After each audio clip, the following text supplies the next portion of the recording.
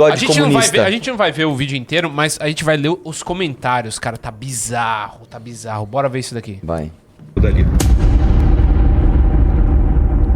Se você quer criar um caos, esse é o nome. Se você quer alguém sonhador, de Harvard, parabéns, garoto, você venceu na vida. Ela ainda coloquei coloca o vídeo do Marcelo, garoto que ela namora, mas não sabe o problema. Ih. Ele tá falando de estratégia de vendas. Fujão, 2 fujões. Coisa, eu sempre faço uma distinção, né? Por que eu admiro tanto meu pai? Não, deixa ele passar essa porra. Porque ele vive aquilo dali. A história de vida dele é toda em cima dessa trajetória dele de honestidade, de ralar, de correr atrás, de aprender com a própria experiência. E isso daí, quando você tem isso do seu lado, você não precisa de um marqueteiro para se fantasiar e se apresentar numa embalagem nova, numa eleição, sendo que 1 ano e meio atrás estava falando algo totalmente diferente. O Marçal, por exemplo. Pausa aqui, só uma coisa. Assim, é engraçado ver o Eduardo tendo que tentar bancar o adulto na sala para um público de gado que ele enganou durante a vida inteira. Deixa eu te falar, Eduardo, quando você, em 2016, falou que a Previdência não tinha déficit, você não mudou 1 ano e meio depois, quando teu pai virou presidente? E falou, não, tem déficit sim, tem que reformar. É um dos exemplos, né, cara? Assim, vai lá. Bora. Empresário, empreendedor, economia liberal, menos imposto, legal. Se ele é menos imposto, ele não conseguiu ver em 2022 que o Lula ia taxar tudo e que o Bolsonaro tinha um Paulo Guedes do lado dele, que depois de 30 anos no Brasil, finalmente a gente teve um ministro... Pausa aqui, ele tem que desenhar livre mercado, bem, aí põe o Paulo Guedes e o Bolsonaro embaixo, comunismo, mal, o Lula e o Haddad. Cara, deve ser foda ser escravo desse público, vai lá. Com um pensamento de economia liberal clássica, com a teoria certa para fazer o país crescer, igual aos Estados Unidos, Taiwan, Coreia do Sul. E aí, o empreendedor veio... Você viu, pausa? Você viu? Ficou um branco e preto, aí ele dá uma... Aí volta. Que isso, cara? Vai lá. Bizarro. Carlos Bolsonaro. Não, o Jair Bolsonaro perdeu a eleição de 22 porque é do Carlos Bolsonaro. Não, cabeça fechada, não fala com ninguém. O Bolsonaro perdeu com a máquina na mão, a máquina mais poderosa da América Latina. O Bolsonaro, ele não deu espaço para os políticos governarem do lado dele. Ele não deu cargo. Pra gente honesta, não é pra vagabundo, não. Ele colocou ali 6 mil militares na presidência da República, sendo que ele poderia colocar realmente, dividir o poder, ou compartilhar o poder com gente honesta. Ele acabou não fazendo. É uma sequência de erros, assim, absurda. Perdeu o debate, tráfego pago, não dá espaço político. O Carlos Bolsonaro foi um cara determinante para perder a segunda. Um cara rancoroso, raivoso, não fala com ninguém, sempre impaciente e algumas falas desconectadas prejudicaram ele demais. Ele perdeu, né? Principalmente para ele mesmo. Começa a baixar o nível, né? Só que o Carlos, gente, deveria ser elogiado. O Carlos, se estivesse na iniciativa privada, se ele estivesse numa Apple, numa Microsoft, ele tinha ganhado alguns prêmios. Pausa.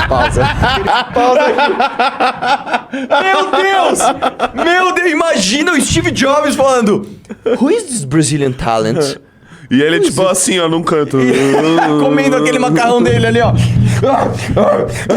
Meu, você tem que ver que a estratégia das tesouras, mano, dos incompreensíveis... Mano, você imagina um tweet do Carlos Bolsonaro sendo estudado numa sala da Apple. Né? Agora, assim, ele não precisa ir pra iniciativa privada, porque... Não dá pra entender, cara. Não dá pra entender o Draxis, cara. O que era isso? Tá bom. Vamos lá. Bora. O que eu até perdi o raciocínio, velho. Eu me perdi todo aqui, velho. Esqueci o que era, velho. Não sei, cara. Também não entendi. Mas, não, lembrando. O Carlos Bolsonaro... E ele põe só pra gente, tipo, ninguém ninguém viu, só a gente. Vamos lá. Aí, o que aconteceu? O Carlos Bolsonaro, né, ele não precisou ir pra iniciativa privada, porque quando ele tinha 17 anos, o pai dele meteu ele para disputar uma eleição contra a própria mãe e já aproveitou que o filho ganhou, meteu lá no gabinete uns funcionários, né, daquele estilo que a gente sabe como é que funciona, e eles fizeram muito dinheiro assim.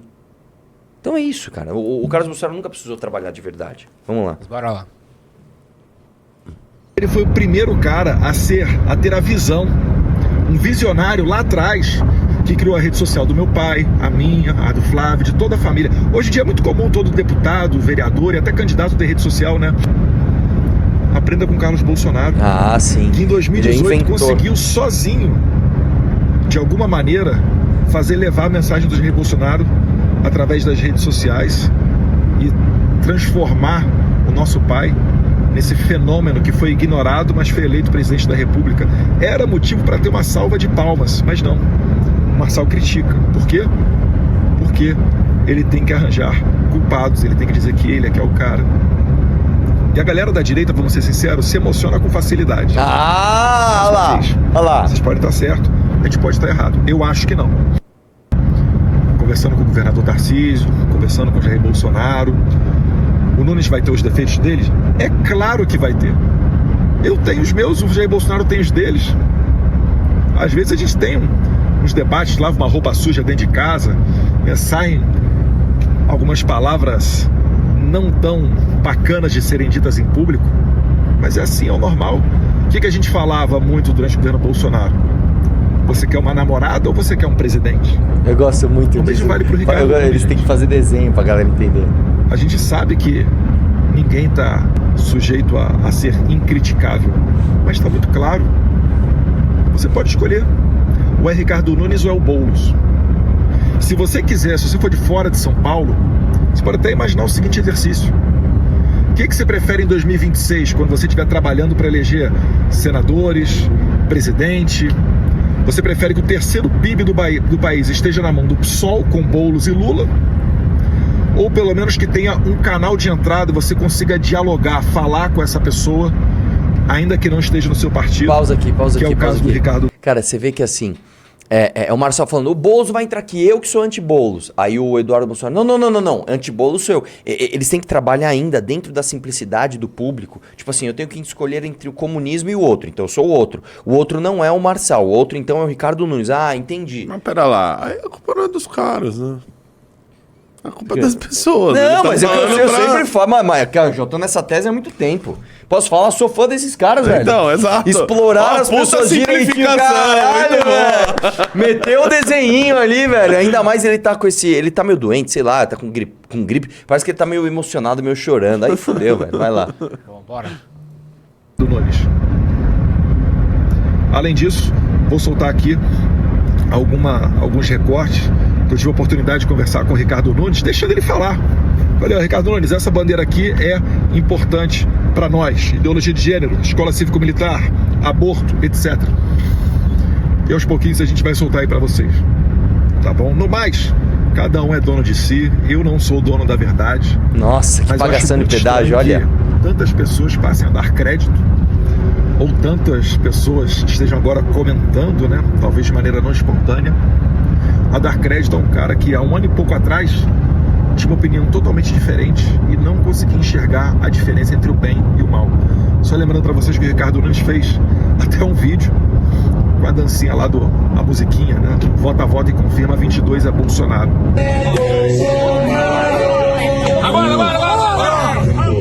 Vota e confirma, 22 é Bolsonaro. Pessoal, olha como o Ricardo Nunes é bom, ele dançou aqui com o Bolsonaro, gente.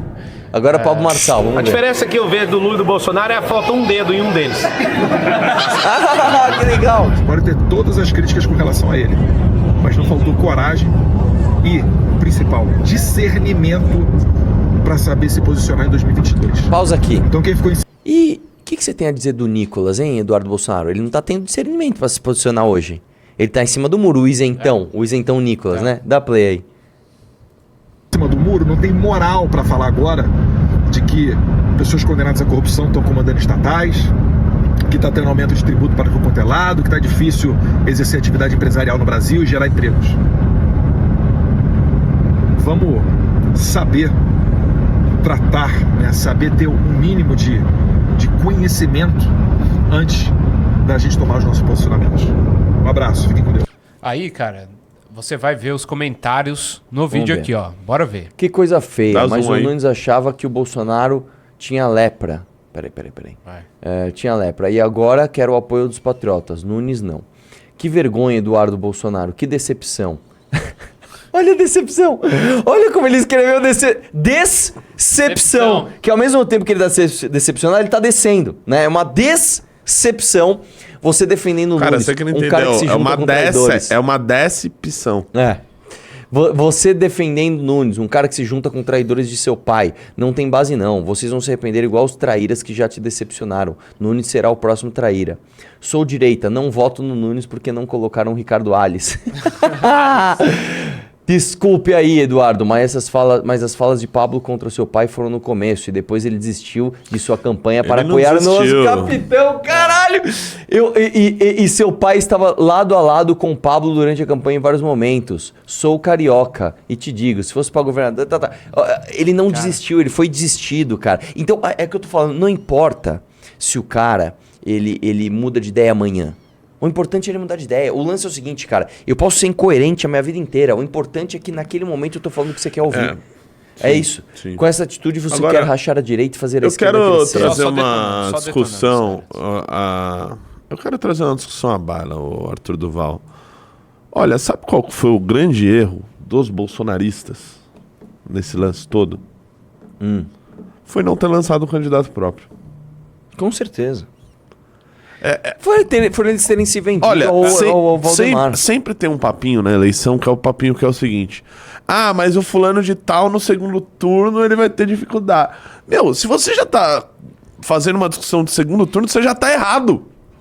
Você já tá errado. Vai no meu tweet, vai no meu A tweet. eleição Seu? são de... Oh, não dá de Drax aqui, Vai lá, não vai lá, atrapalha vai lá, o raciocínio. Se você tem uma eleição, a eleição tem 2 turnos. Você precisa ganhar o primeiro turno primeiro.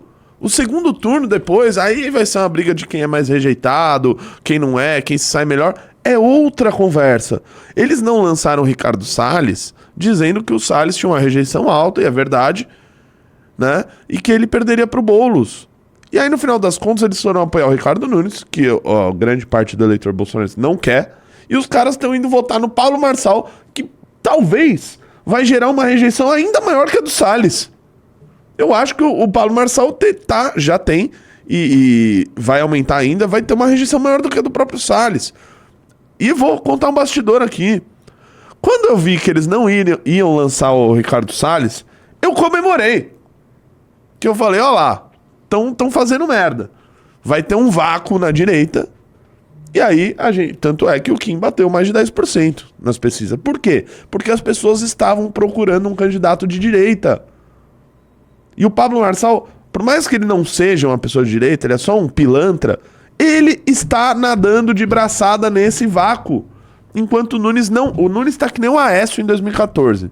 Não me empurra pra direita que eu não vou. Ele tá fazendo isso.